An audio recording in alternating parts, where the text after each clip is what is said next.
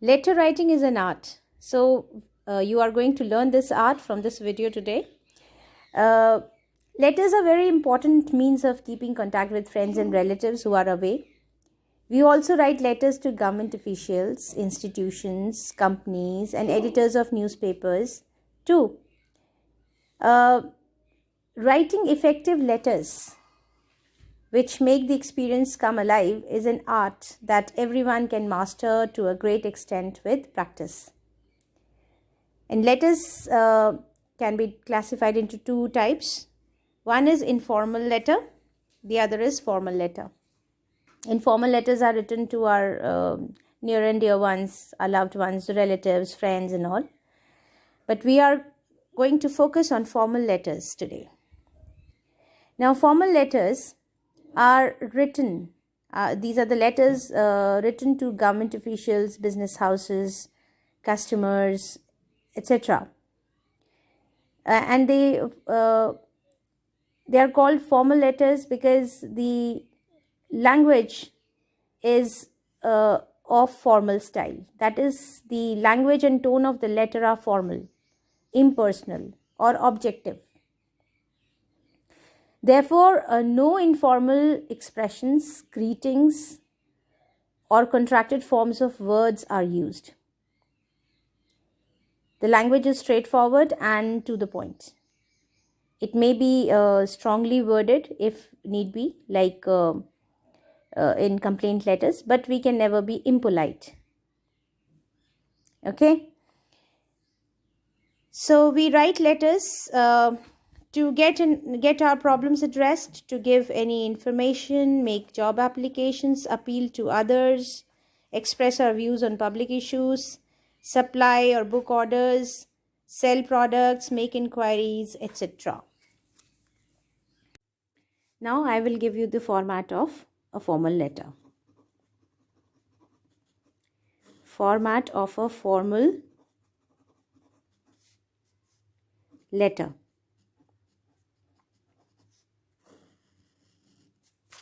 Now, first of all, now this page doesn't have any margin, but in your notebook there would be a margin, or in your answer sheet there would be a margin. So you start from the margin itself, from the left, and on the top you will write down sender's address.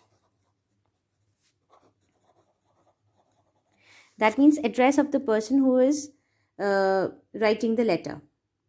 Okay, and this address will come in 2 or 3 lines, and then after you write the address, you leave a line and write down the date line. You write down the date. Date you can write like it's 22nd, so you can write down 22nd April 2020, or you can write down April 22 2020, like this. You can write down. So you write a complete date after the sender's address. Then you will write down the recipients in the sense the person who is going to receive your letter. So recipients or receiver's address, you can say. Address will come after this. First you will write down the designation, whom you are writing to. Like suppose you are writing to the editor, so it would be the editor. If you are writing to the police commissioner, you will write the police commissioner. If it is manager, then you will write the manager. Okay, so here first the designation will come, and then the address will follow. Again 2 to 3 lines. Then leave a line after the address is written. You leave a line and write down the subject. Either you write SUB only, or you write the complete word subject, and you can just put a colon like this. It is up to you, or a dash, and then write down the subject, either in running hand or in capital letters, up to you, and underline it if you wish to. Underline, I think you must underline so that it gets highlighted. And then comes the salutation. Either you will write sir, sir, or ma'am, or dear sir, dear ma'am, or dear Mr. So and so, or dear Mrs. So and so. Like that also you can write. So generally for authorities and for strangers and for professional persons, you generally write sir, ma'am, or dear sir, dear ma'am. Okay, after salutation you will start writing the body of the letter. You either you leave a line or you straight away write from here first paragraph, but I prefer to leave a line here. Body of the letter. So body of letter will come, and write down at least 3 to 4 paragraphs. Okay, and it is actually, the body of the letter is the soul of the letter. It contains all the information or news the writer wishes to share with the receiver. While writing the body of the letter, strike a friendly note. Okay, keep sentences short. However, do not keep repeating the same lines or same words again and again. Don't beat about the bush. Be precise, and remember to start a new paragraph for each point. Okay, so like that you can make 3 to 4 paragraphs depending upon the word limit. So here you have to adhere to the word limit also. You have to adhere to the word limit, and after every paragraph leave a line. It gives a very neat look. All right, so after every paragraph, like suppose you wrote first paragraph here, and then leave a line, and then start from this left hand side only, from the margin only. Don't leave any gap, and write down the second paragraph, third paragraph, fourth paragraph, like that. Okay, and now comes the subscription, or you can say complimentary close. After the last paragraph, subscription, or you can say complimentary close. There you can write yours sincerely, yours faithfully, yours truly.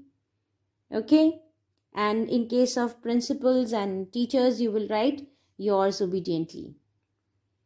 Okay, so like yours sincerely, you have written like this. No need to put comma here. There is no need to put use punctuations anywhere except body of the letter, unless and until it is very required. Okay, in body of letter you can use all the punctuations, but for sender's address, date, and all these things, you don't have to use unnecessary punctuation marks. So yours sincerely, and that is the subscription, that is the complimentary close. And then you write write your signature. Whatever name is given in the question, you sign accordingly. In running hand, just write down the complete name or the first name. Okay, and then your name in the name given there in the question in capital letters, in block letters, and designation. In formal letters, designation is required. If you are just a citizen and you're writing to the editor of the newspaper, you don't need to write your designation if there is no designation. Otherwise, just write resident, or just write citizen if there is no designation. Otherwise, designation would be given in the question. That designation you have to write here. All right, so this is how you write a formal letter. This is the format. Now in case of job application, or in other letters also, sometimes documents are also attached. So if you are providing more documents with the letter, you are sending more some documents with the letter, then you have to write this. Leave 2 lines and you can write down enclosure. This is the short form of enclosure, ENCLOSURE, or enclosures. That means all attached documents you have, what all attachments you have got. And then you can write down 1 2 3 4, like suppose first is your biodata, second your birth certificate, like that you can write down. Okay, this is optional. Designation is also optional here. So it is used in job application. So this is how a formal letter is written. Okay, it is you should always end it up in a polite manner. This is a polite way of ending a letter.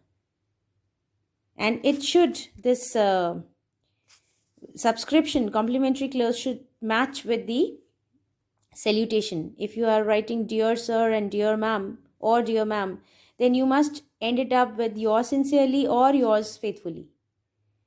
Okay, so that is what you should remember. Now, when you write body of the letter, that is when after salutation, when you write the main part of the letter, it generally consists of 3 to 4 paragraphs.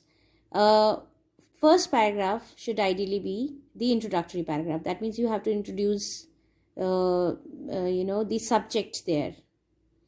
What are you going to talk about? Then second paragraph would be about the issue in detail or problem.